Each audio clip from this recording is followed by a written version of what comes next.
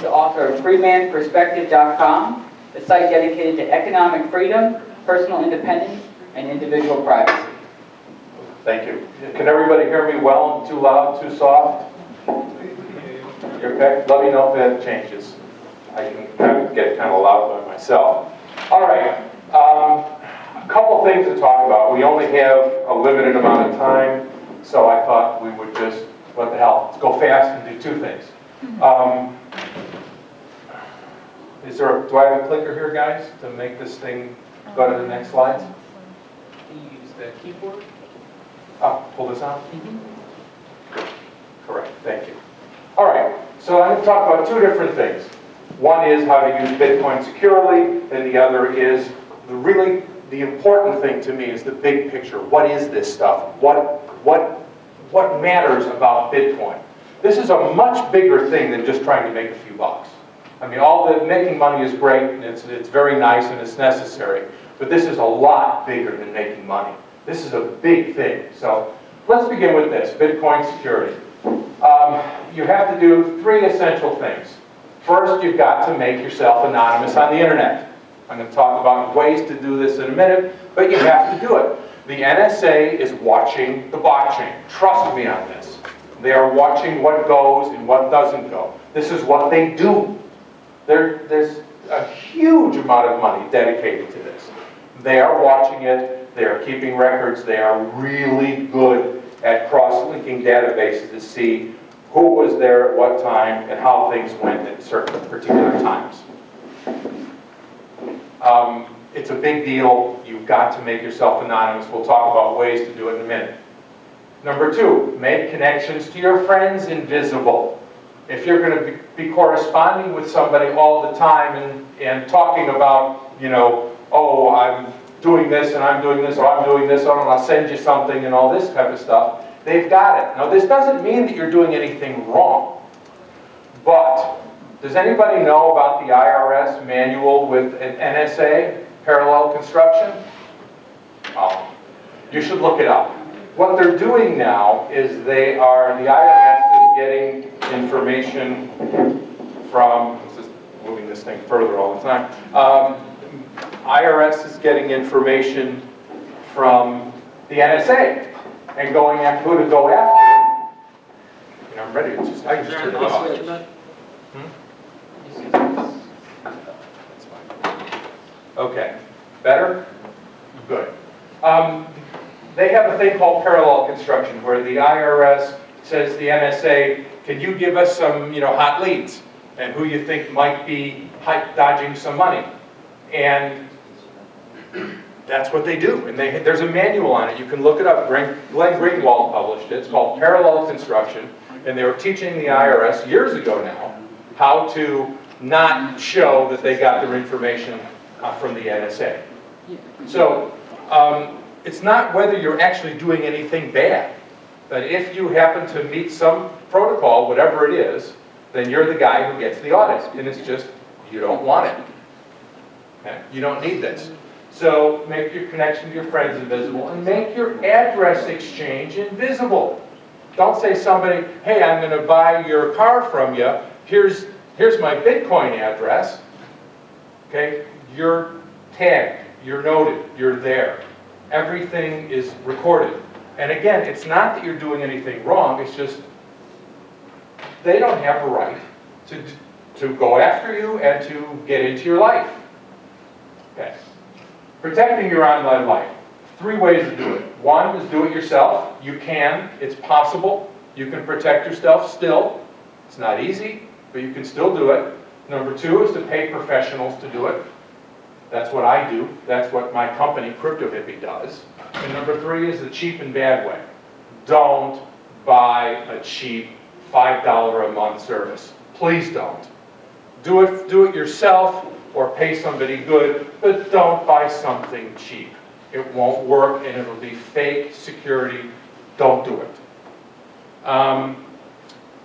The ways to do it yourself, everybody knows Tor.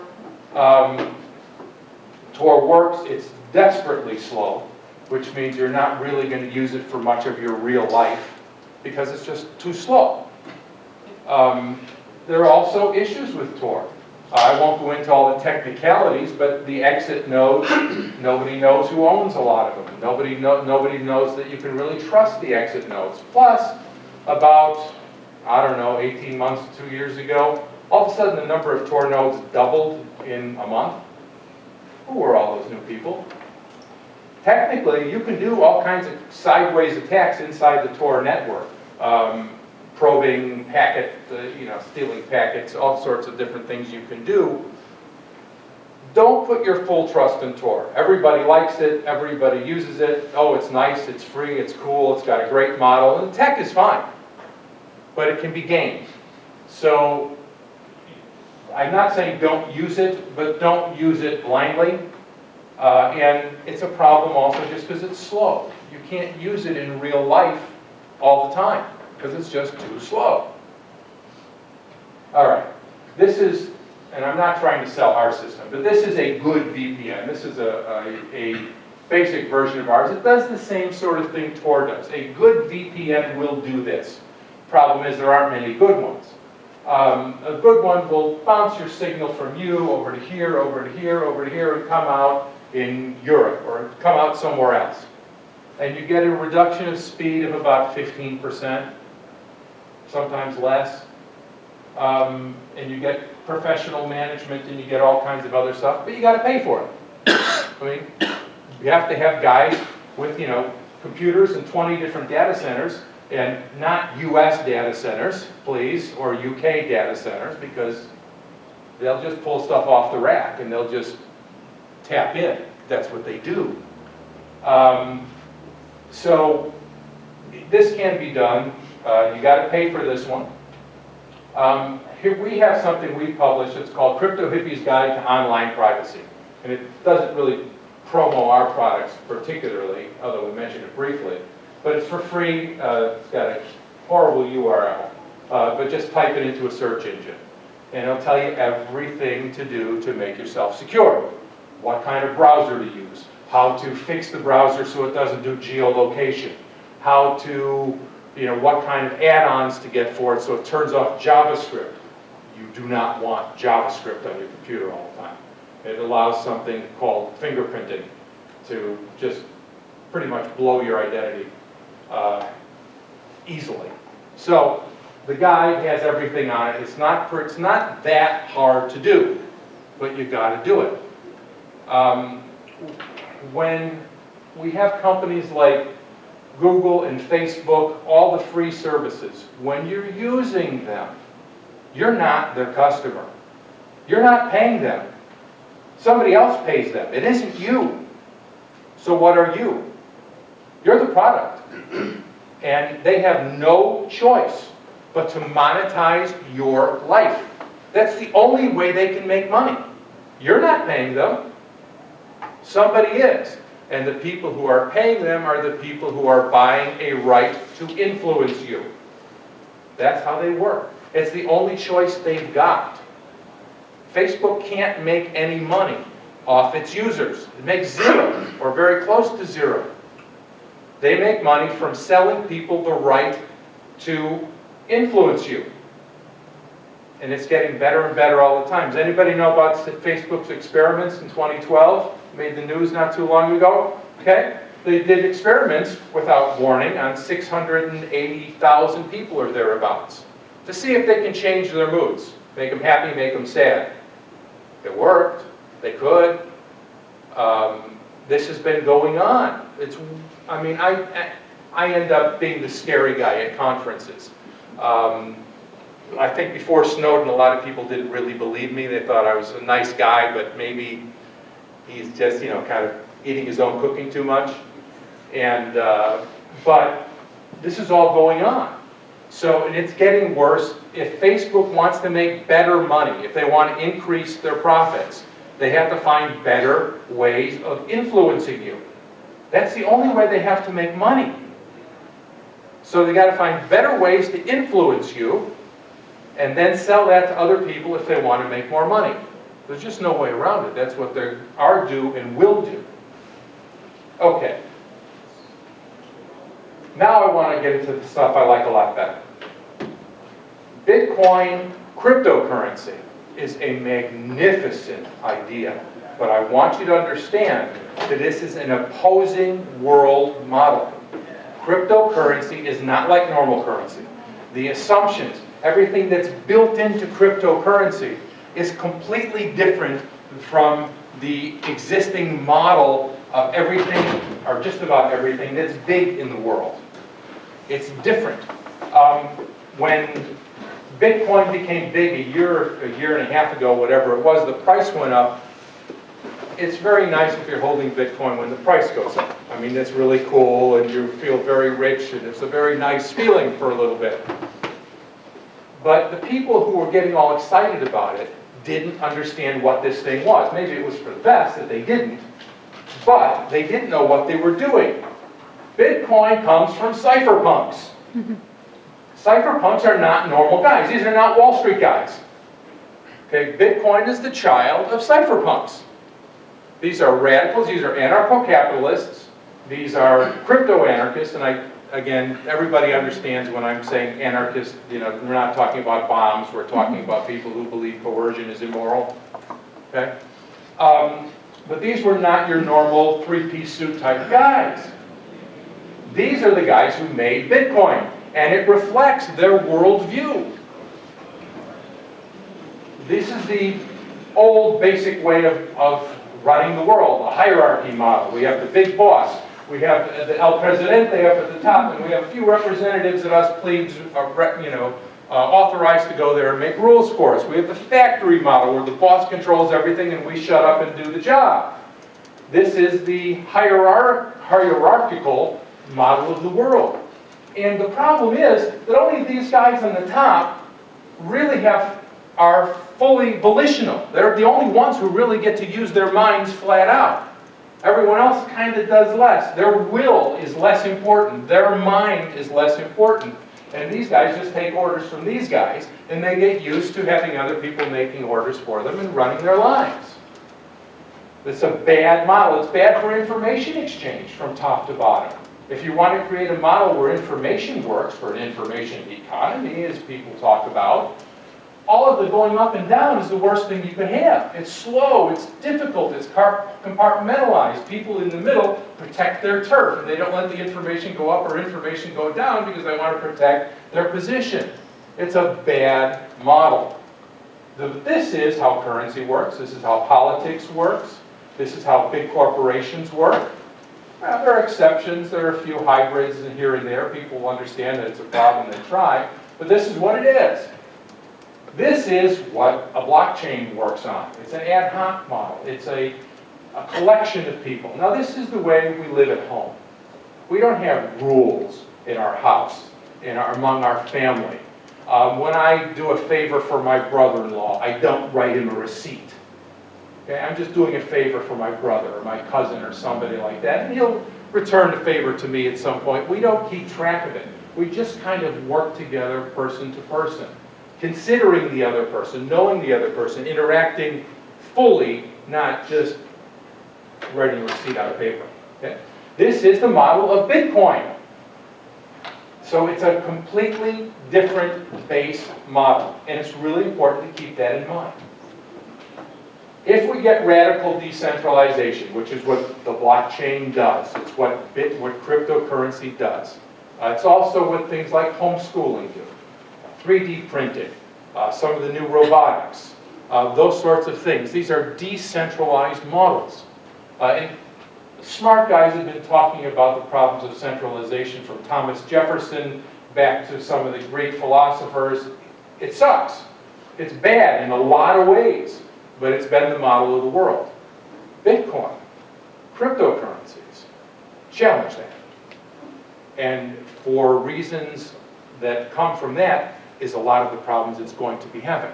Now, if, let's say, I get my happy dreams, and we get radical decentralization in the world at some point in the next few decades, who wins? Self-responsible individuals, entrepreneurs, small businesses, and what I think is human evolution. Who loses? Governments, all levels, all areas.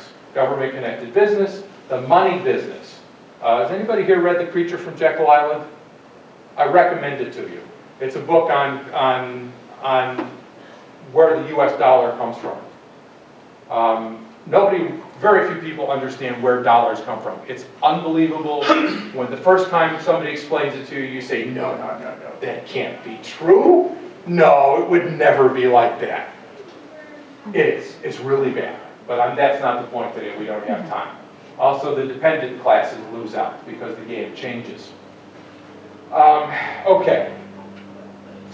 Just to point out a few things that I think are interesting in going on in Bitcoin, in the evolution of it. There are services that work off the blockchain, that provide other services off the blockchain and then reconcile it to it later. Silent Vault is one. Monetas, which is, anybody know open transactions in Monetas? Cool stuff. Really some good work. I highly recommend it to you. Open transactions is the original programming done by a guy named fellow traveler, really Chris Odom. And Monetas is more of a product they're making out of it. Ethereum, I think everybody here knows Ethereum. Okay, Ethereum are smart contracts, automatic contracts tied in to a blockchain. Very cool. You get escrow agents, you get all kinds of things, and complex contracts that you can write in advance that execute by themselves. Very, very cool stuff. It's, again, not perfect. Life isn't exactly all by contract, but it's very cool stuff. Open Bazaar. Anybody know about Open Bazaar? Okay. I mean, I wrote a novel years ago based upon this idea, so I think it's awesomely cool. But Open Bazaar is, if it works well, which it looks like it will, is magnificent. These are decentralized private markets. Think Silk Road, but anyone can run them anywhere. But they're decentralized. Very, very cool. Everybody knows what Silk Road was? Yeah. Okay. It was an actual free market. It was an actual market without an overseer telling you can't do this. And it was used for things that I wouldn't necessarily buy all the time, but that's not the point. It really was a free market. How am I doing on time? You're fine. I'm okay. All right, thank you. I'll be brief here just to get a picture of the world where we are. This graph, this shape of graph shows up everywhere. This is predator and prey. It also finds it in parasite and host. You also find it in the rise and fall of civilizations. It's the same graph. I have others. I didn't want to put them in a short presentation. I got them from Rome. I got them from Greece. I got them from whatever. It's the same basic graph. The predators, whomever they are, overreach. They always overreach. In this case, this is a real graph. It's not something I just made up. It's rabbits and coyotes. And the coyotes, they just eat like crazy. And when the rabbits are, they're 2/3 gone, and they're just still eating like nuts because they have no self-control. They don't know what to do. They just keep eating because they can. And then, of course, the coyotes all, half of them die off because there's no food left. We're in the position now where governments have already done this. The amount of debts they have, everyone here in this room is in debt $1 million from the US government. Just run the numbers sometimes. The unfunded liabilities are, depending whose numbers you believe, $200 trillion. How's it going to be paid off? You. You're the ones. Most of you guys are way younger than me. It's on you. You're the ones who have to pay this off, and your children. It's never going to happen. They've gone too far. I want to read this to you just to give you some idea of something. Don't read it. You don't have to read it. I'll do it to you. Nobody thought of the state's expenses. Nobody thought of their losses because we didn't feel the cost. The state itself squandered whatever it was scarcely able to acquire. We're already impoverished, but we don't see spending. Does it sound vaguely kind of like somebody could say that these days? This is the guy who said it. That's when he said it. Same thing keeps happening. That graph shows up again and again and again. This is what the people were saying at the end of Rome. So we have a breakdown model that's coming. I'm really kind of going a little too far here, but just so you know, there really is a breakdown model that they're already moving to now in some places. we get core cities, we get a rust belt, and we get a kind of middle zone. This is what happened in the Middle Ages. This is what happens when empires collapse, Persia, Rome, and so on. This is what happens. If you want a model of it, who's seen Firefly? Okay, do you love it? Firefly freaking rocks. Anyhow, if you want to see the breakdown model, you can see it fairly well in Firefly. That kind of model is probably where we're going to be going in your lifetimes. Something like that, hopefully a lot prettier. What we have now is a new culture forming underneath the old. Bitcoin is different. It's a different model. It's going to, if it succeeds, if it keeps going, it builds a different sort of culture. It just does. It's a different model, which is why some people will hate it and some people will love it. It's also coming right at a time where the existing model is so overly in debt, is so unsustainable in its current situation, that it's going to make for some very interesting times. These things take decades. None of this is going to happen necessarily next year. But over the next few decades, we got some real interesting stuff going down the pipe. Real interesting stuff. So what we're doing, what cryptocurrencies and homeschooling and 3D printing and all of these other sorts of decentralized things is forming a new culture underneath the old culture. And that's essentially what cryptocurrency is doing. This is a great passage from a wonderful book on the Roman Empire called Caesar and Christ. I guess I won't read the whole thing to you. But what happened in the end of Rome and the beginning of Europe is the same thing that's going on now. We have a new culture taking shape underneath the old. And what these people did, the ones who were successful, and this isn't I'm not being an evangelist for Christianity, it just so happens to be that those were the people who were there. And those were the people who had a moral model that survived the breakup of Rome. And it said what they did is they were scorned by the emperors, they bore all their trials with fierce tenacity, multiplied quietly, building order while their enemies generated chaos. This is what's going on. This is what cryptocurrencies are. We're building a new order in the world while the old model is generating chaos. Look at the stock markets going up and down. Why? Well, because the Japanese are going to create all kinds of new money out of nothing. That's good, but the market goes up. It's just a mess. I already talked about the debt. It's nuts.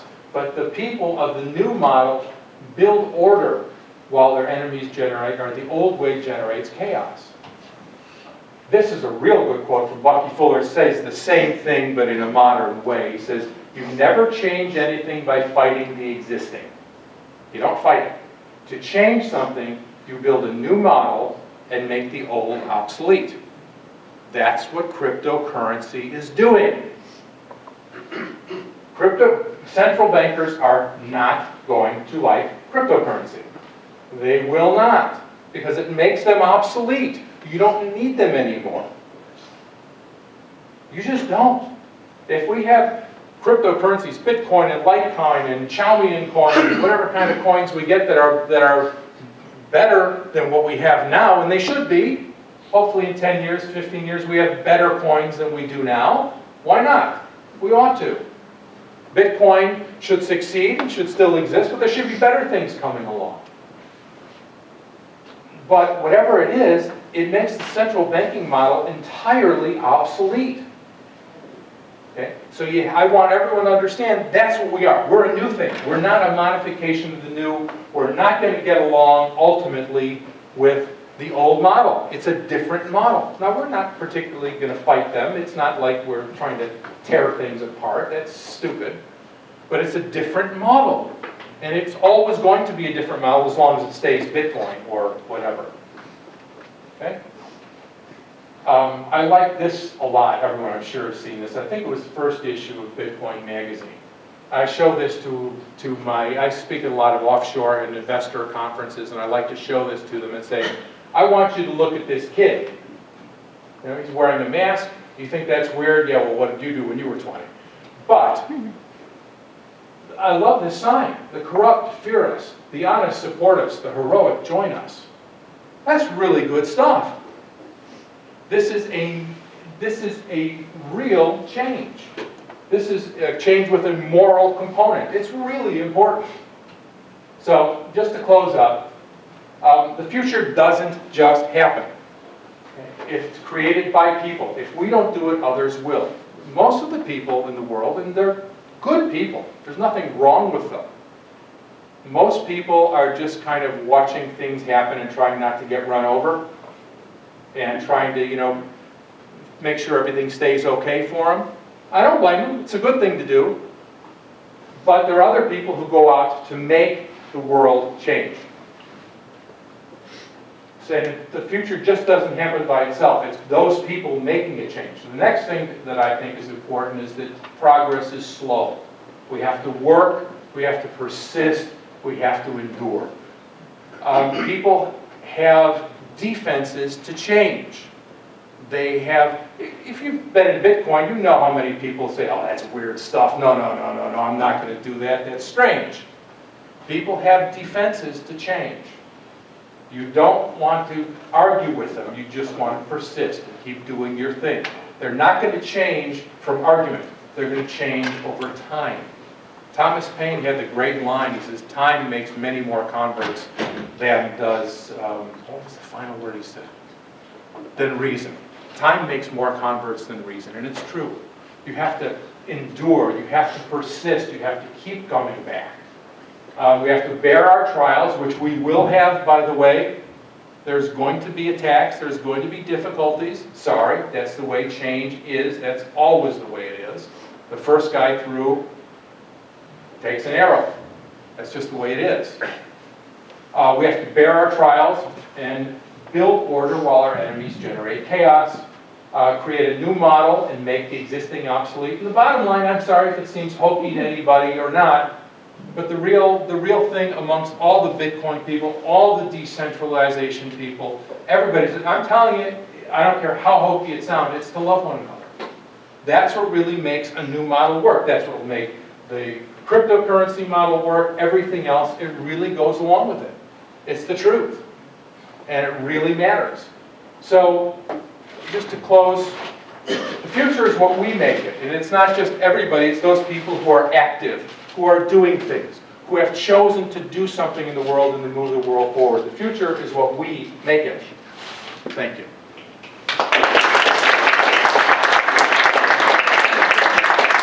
I got time for questions if anybody has them. Sir. First, I completely agree with your thesis. And I really enjoyed your article that Casey Research put out a few months ago, I guess.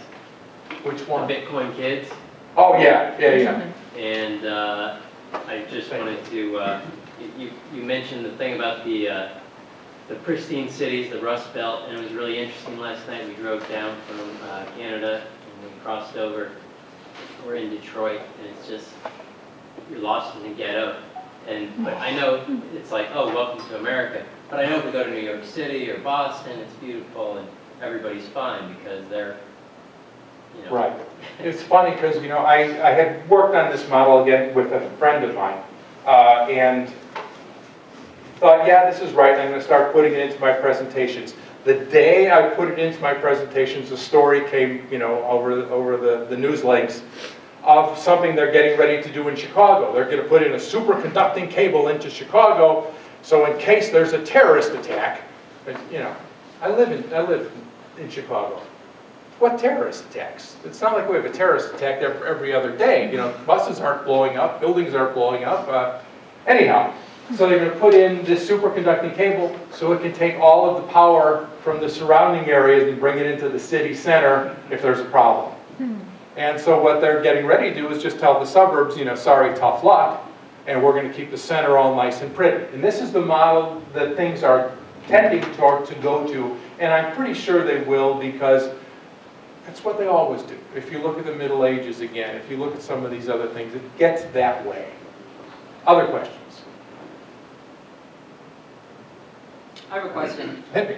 Now, I come from the ANCAP perspective too, so that's why I like Bitcoin. It's decentralized, they can't shut it down. I guess I don't understand the emphasis. You're talking about privacy in the beginning. What's the emphasis on privacy, and why would Bitcoin help that? Okay, privacy is important for a lot of reasons. One of them is just, that my business is my business and it's no one else's, and I want to be left alone. And I know from long experience that people who want to know your business and won't leave you alone are hazards. That cause problems. But privacy is actually important for other reasons. Anonymity in particular is a really important thing for human development. That doesn't sound like it at first, but think of this. I think back when I was 15, 18 years old, and I was doing different things and trying different things and had different ideas. I mean, a lot of the ideas I had when I was, a teenager in my 20s, they weren't exactly right, but you got to go through all those errors before you can know rightly. There's a great old phrase that says a man must be free to choose wrongly before he can learn how to choose rightly. And if everything is public, and if you can get punished or shamed or have all sorts of problems because you say something stupid in public, you learn not to say it. You learn to shut up. You learn to pull back. And you have ideas, you have thoughts, but you're kind of afraid to say them because you might get a lot of problems from it. Either you get whatever, everything from being teased by the other kids to legal problems. And we pull back. That's bad for human development. We all have stupid thoughts. We all say things that are partly formed, especially when you're young. Your ideas are partly formed. You think they're right, but maybe you're wrong a little bit. If you're going to be shot down, if you're going to get shoved down and ashamed and embarrassed for these ideas, you never develop properly. You never have a chance to be wrong. Well, we're all wrong. We all need to be wrong. But you have to be able to do it in a position where you're not crushed by it. And anonymity provides that. I say this, the anonymity is a soul growth technology. That sounds a little grandiose, but it really is. Anonymity protects you so that you can have your silly ideas, so that you can grow up without getting creamed by everything, again, from the kids at school to, some state agent, the whole gamut. Anonymity protects you. Privacy is far more important than just hiding $10 from the IRS. Okay, that's trivial. Whatever your opinion is on that, it's trivial stuff. Being able to develop as a fully functioning human intellect, that's important. Other questions? Please. So you're saying in 10 to 15 years you're thinking that altcoin might replace Bitcoin, but I'm wondering why you might think that if sidechains can have the same security properties and the same mechanisms as these altcoins. Good question. So if I'm saying that hopefully at some point something replaces Bitcoin, I don't mean that it should replace it, that Bitcoin should go away. And I like the sidechains. I like all the stuff off the sidechains, but the truth is that right now we're in the early stages of cryptocurrencies. We know that they work. From now on, as long as history is recorded honestly, we know cryptocurrencies work. In a hostile environment, no less, they work. But I'll bet you, 5 years, 10 years, 15 years from now, somebody's going to develop something that's like Bitcoin, only better. I don't know what better means. If I do, I'd be the guy who invented it, and I'd be the one who has the Genesis block. But I'll bet you, because that's just the way the world works. The concept is what it is. But there will be better ways of implementing it at some point as things go on. I wish I knew what they were, but just from reading history, I'll bet you something else comes along that makes it better or something. Because look, we've got, I don't know how many people are really in the Bitcoin community that think about it every day, but it's easily tens of thousands. That's a lot of smart guys and girls. Somebody's going to come up with something. Other questions? Going once, going twice? Sir? When do you think the secession is going to start? What kind of secession do you refer to, sir? I'm just I'm playing. Okay. Honestly, it's really hard to say what's going to go on in the world in general, just because it's so complicated, and nobody really knows what's going on. I happen to have a friend who is a top intelligence analyst. I knew him from conferences. He was the chief Soviet analyst for RAND, which is military intelligence, for years. And, just a guy I know, he's a friend. And I got him on the side one day, and we said, look, Alex, I know this, I know this, I know this, I know this. Is there anybody who can see the whole picture? Because all the things we see on the news, there's backroom deals on a lot of them. Has anybody seen or heard the tapes of the things from Ukraine from 6 months before it erupted? Look for it on YouTube. They have recording from U.S. State Department officials. Victoria Nuland was the lady's name. In February of this year, a few months before the Ukraine exploded, deciding who should be the right boss of the Ukraine after the revolution. Okay? This is before it ever happened. So we've got State Department officials talking about who the boss should be. I mean, you can find it on YouTube. It was still up as of a couple weeks ago. Okay? So this kind of thing is going on all the time. So I asked my friend, is there anybody who sees the whole picture that knows? He says, no, Paul, there's nobody. Nobody really knows what's going on all the time. Nobody really knows what's going on everywhere. Everybody only sees pieces. So the world as a whole is just kind of an anarchic mess. The Chinese are going after as much resources as they could find, particularly in Africa. We have the Saudis in the US, UK fighting about oil, the petrodollar. It's just a mess. So it's hard to guess at what's going to happen next. But there's certain things we can see, and that is that the financial system is way overblown with more debt than can ever be repaid. That must change. If something is unsustainable, it won't be sustained. The question is when, the question is how. I only wish I knew.